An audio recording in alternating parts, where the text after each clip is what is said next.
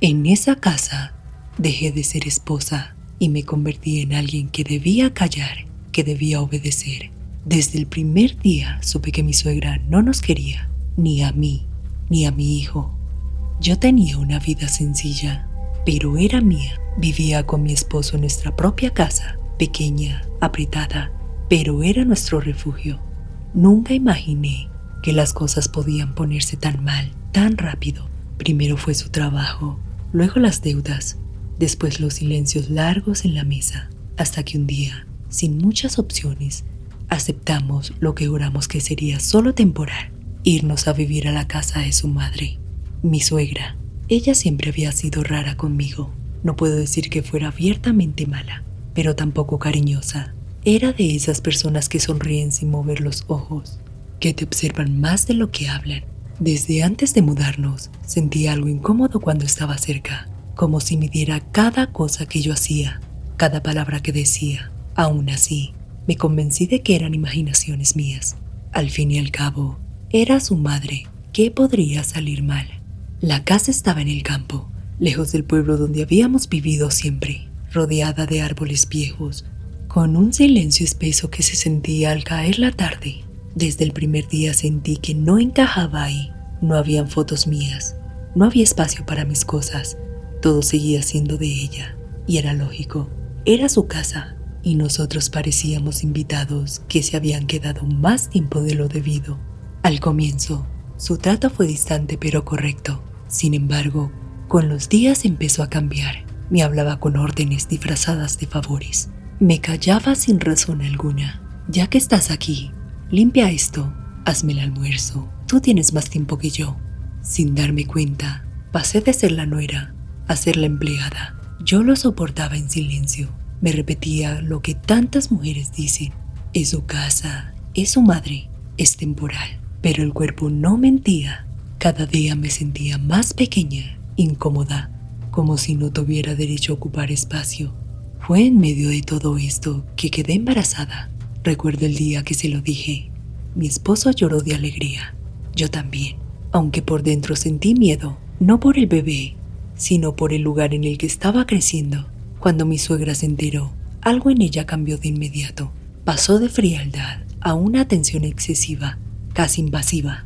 Me traía comida cada rato. Se preocupaba por lo que comía, por cuánto comía, por cómo me sentía.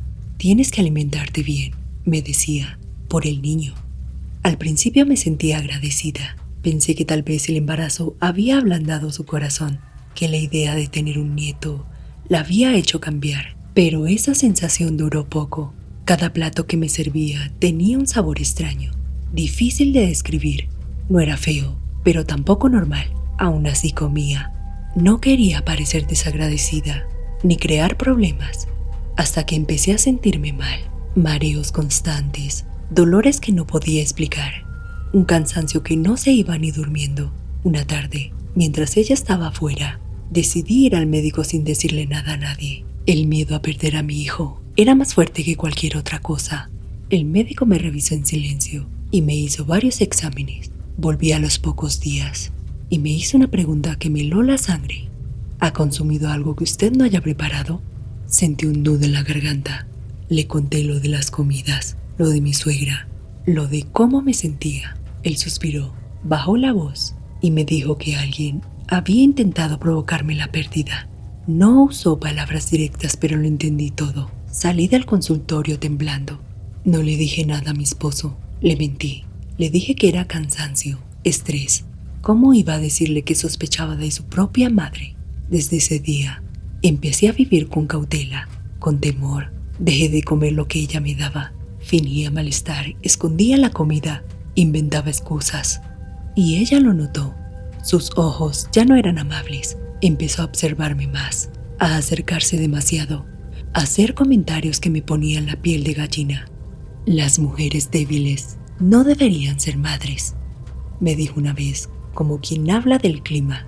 Aguanté por mi hijo. El embarazo llegó a término y mi niño nació. Cuando lo tuve en brazos, pensé que todo había valido la pena, que lo peor ya había pasado. Me equivoqué. La situación en la casa no cambió. Mi esposo trabajaba cada vez más para darnos lo mejor. Llegaba agotado, se dormía rápido y yo me quedaba sola con ella y con mis pensamientos, hasta que el trabajo lo obligó a viajar por fuera 15 días. 15 días sola con mi suegra. La primera noche fue tranquila, la segunda también, pero a partir de la tercera algo empezó a pasar. Al principio solo era una sensación, como si alguien se sentara en la cama. Cuando yo ya estaba acostada, el colchón se hundía apenas, pero lo suficiente para que lo notara. Pensé que estaba imaginando cosas. Después sentí el peso, me quedé paralizada, con los ojos abiertos en la oscuridad, escuchando mi propio corazón golpeándome el pecho. No podía moverme, no podía gritar, solo sentía esa presencia a mi lado, como si alguien se hubiera acostado a mi lado. Entonces entendí que esa casa no solo me quería afuera, quería algo más de mí. Después de esa noche, ya no volví a dormir igual. Me acostaba con el cuerpo tenso, los ojos cerrados a la fuerza, escuchando cada crujido de la casa. Me repetía que estaba sugestionada, que era el cansancio, el estrés, los sonidos normales del campo. Pero en el fondo sabía que no era solo eso, porque la sensación volvía, no todas las noches, pero sí las suficientes como para robarme la paz. A veces sentía como si alguien respirara cerca a mi cuello, otras un calor extraño. Cuando encendía la luz, no había nada. Tenía miedo de confirmar lo que mi intuición ya sabía. Durante el día, mi suegra actuaba como si nada pasara. Me hablaba normal, incluso amable, pero había algo en su mirada que había cambiado. Era como si supiera exactamente lo que me estaba ocurriendo por las noches, como si me observara esperando una reacción, un quiebre. Una mañana, mientras yo lavaba los platos, la escuché murmurar algo detrás de mí. No eran palabras claras, eran arrastradas, dichas con la boca apenas abierta. Cuando me giré, ella sonrió. «¿No dormiste bien?», me dijo. «Se te nota». No fue una pregunta, fue una afirmación. Lo más raro es que ella nunca se acercaba a ver a su nieto, siempre lo veía de lejos. Ese día empezó a dolerme la cabeza como nunca antes, un dolor profundo, punzante, que no se iba con nada. Al caer la noche, el miedo se instaló en mi pecho. Me acosté con la luz prendida, abrazando a mi hijo, tratando de convencerme de que nada malo podía pasar si él estaba conmigo. Esa noche, la presencia volvió, pero ya no solo se acostó a mi lado. Sentí una mano. No era una mano normal, era fría, demasiado larga, y se deslizó por mi brazo como si me estuviera reconociendo. Mi cuerpo reaccionó solo. Quise gritar, pero la voz no me salió. Quise moverme, pero estaba atrapada en mí misma. Lo único que podía hacer era llorar. Cuando por fin desapareció la sensación, observé y tenía marcas moradas en el brazo, como dedos. Ya no aguantaba esta situación. Intenté hablar con mi esposo por teléfono. Le dije que me sentía mal, que esa casa me estaba afectando. Él me escuchó. «Es la sugestión», me dijo. «Mi mamá es rara, sí, pero no te haría daño». Colgué sintiéndome más sola que nunca. Las noches siguientes empeoraron. Empecé a escuchar pasos en el techo, pasos lentos, como si alguien caminara sin prisa, ida y vuelta. A veces risas bajas, burlonas, otras veces golpes secos en las paredes, siempre de noche, siempre cuando ella dormía o fingía dormir. Una madrugada, reuní el valor y abrí los ojos. La habitación estaba apenas iluminada por la luz de la luna que entraba por la ventana. Y ahí la vi. No era nadie que yo conociera, era una mujer, o algo con forma de mujer. Su piel parecía humo, como si no terminara de existir. No tenía ojos, solo sombras donde deberían estar. Estaba acostada a mi lado, mirándome, o intentando hacerlo. Sentí que la razón se me rompía en ese instante. Cerré los ojos con fuerza y recé como nunca antes. Cuando volví a abrirlos, ya no estaba, pero el olor quedó, un olor húmedo, viejo, imposible de confundir. Ahí entendí que mi suegra me estaba haciendo algo y que era ella quien estaba ahí esa noche conmigo, transformada en algo que yo no podía entender. Al día siguiente, busqué respuestas. Revisé la casa mientras mi suegra estaba afuera. Encontré cosas que no deberían estar ahí. Frascos con líquidos oscuros, escondidos en el armario. Bolsitas con hierbas secas bajo su cama. Un cuaderno viejo, escrito con símbolos que no entendía. Ahí fue cuando acepté lo que no quería aceptar. Esa mujer no era solo rara, esa mujer practicaba cosas que no debían practicarse. Y esa mujer extraña que se había acostado a mi lado esa noche, había sido ella para perturbarme, para consumir mis energías. Empecé a perder la noción del tiempo. Dormía poco, comía menos, a veces confundía sueños con realidad. Mi hijo lloraba por las noches y yo temblaba pensando de que algo quería llevárselo. Sentía que la casa entera respiraba, que las paredes escuchaban. Decidí buscar ayuda sin decirle a nadie. Fue al pueblo vecino a escondidas. Una mujer mayor me recibió. Apenas crucé la puerta, me miró fijo y me dijo, no debiste quedarte ahí. No tuve que explicar nada. Me dijo que había una presencia pegada a mí, que alguien la había llamado, que no sería fácil. Me habló de rituales, de amarres, de cosas hechas para dominar, para debilitar, para consumir energías. ¿Quién vive contigo?, me preguntó. No respondí, no hacía falta. Esa noche, al volver, mi suegra me estaba esperando sentada en la cocina. Tenía una vela encendida frente a ella. No es bueno andar buscando lo que no se entiende, me dijo sin mirarme. Sentí que el aire se me arrancaba del pecho. Me fui a la habitación. Cerré la puerta, abracé a mi hijo y lloré como nunca. Supe que estaba atrapada, que mientras mi esposo no estuviera, ella tenía el control absoluto. Los pasos en el techo se volvieron constantes. La presencia ya no se ocultaba. A veces sentía que me hablaba, susurrando cosas que no lograba comprender. Empecé a dudar de mi propia mente. Pensé que me estaba volviendo loca. Pero las marcas seguían apareciendo, los ruidos seguían ahí, y mi suegra sonreía cada vez más. Fue entonces cuando entendí algo peor que todo lo anterior. No solo no me quería a mí, tampoco quería a su propio nieto. No nos quería a ninguno de los dos. La madrugada en que entendí que mi hijo también corría peligro, no hubo ruidos ni sombras. Hubo un silencio tan profundo que me despertó de golpe. Me senté en la cama con el corazón acelerado y miré a mi alrededor. La puerta estaba entreabierta. Yo recordaba haberla cerrado. Me levanté despacio, con el cuerpo temblando, y caminé hasta la cuna. Mi hijo dormía, pero su respiración era irregular, como si algo invisible le pesara sobre el pecho. Lo tomé en brazos y sentí un frío que no venía del ambiente, venía de él. En ese momento supe que ya no podía seguir fingiendo que nada pasaba.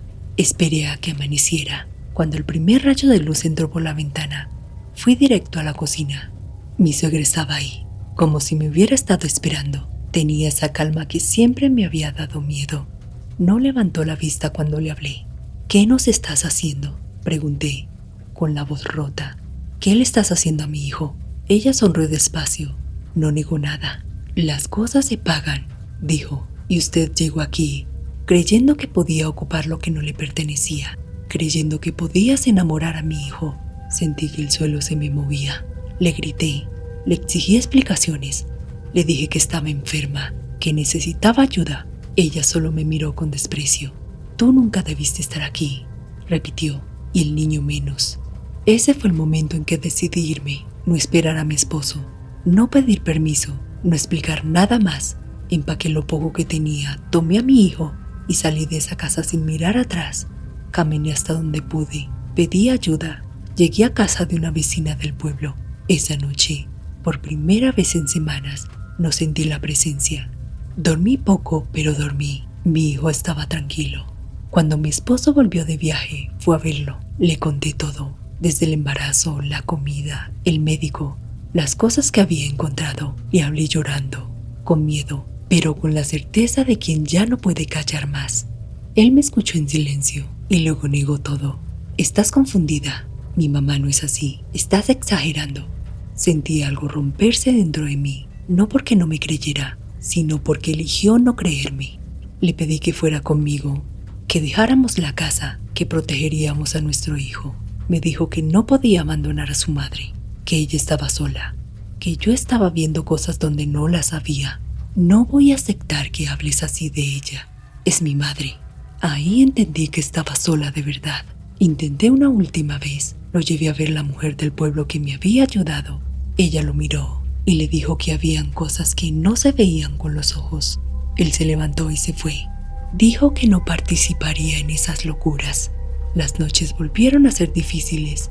Aunque ya no estaba en esa casa, la presencia seguía rondándome. No tan fuerte, pero insistente, como si algo se resistiera a soltarme. La mujer me ayudó con rezos, con rituales de protección. Me dijo que el vínculo se había creado en ese lugar, que romperlo tomaría tiempo. Poco a poco, las marcas desaparecieron. Mi hijo empezó a dormir mejor. Yo empecé a sentir calma otra vez. Mi esposo y yo nos fuimos distanciando. Las llamadas se volvieron discusiones. Él insistía que todo era producto de mi mente. Yo ya no tenía fuerzas para convencerlo. No se puede construir nada con alguien que prefiere la negación a la verdad. La separación llegó sin gritos, sin drama, solo con cansancio. Nunca volví a ver a mi ex suegra. Nunca quise. A veces escuchaba cosas en el pueblo, que estaba enferma, que hablaba sola. Yo no pregunté más. Con el tiempo entendí algo que me costó aceptar. El mayor daño no lo hizo ella. Me lo hizo la decisión de mi esposo de no creerme. Hoy vivo lejos de ese lugar. Mi hijo creció sano.